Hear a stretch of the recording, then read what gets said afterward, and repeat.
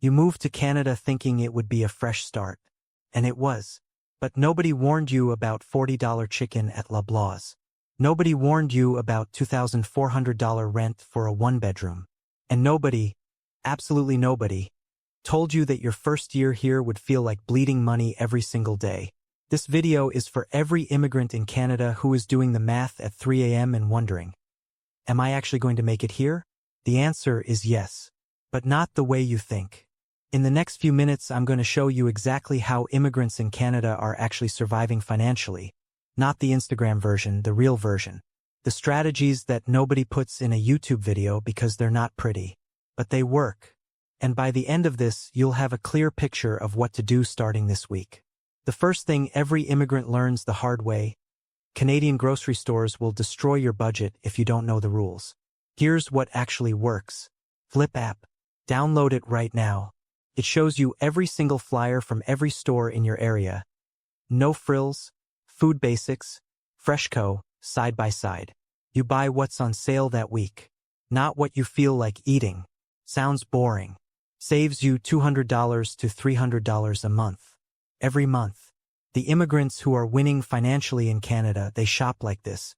Not because they have to, because they understand that $300 saved every month for 10 years inside a TFSA, at 7% average return, becomes over $50,000. From groceries. Here's something that should make you angry. Most immigrants arrive in Canada and spend 2, 3, sometimes 5 years not using a TFSA, because nobody explained it to them properly. TFSA stands for Tax-Free Savings Account. And the name is misleading because it's not just a savings account. It's an investment account where your money grows completely tax-free. You put $500 in. It grows to $5,000. You pay zero tax on that $4,500 gain. Zero. Every Canadian resident 18 and older gets contribution room, even if you're not a citizen yet.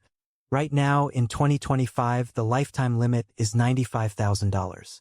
That means if you haven't opened one yet, you're leaving tens of thousands of dollars on the table.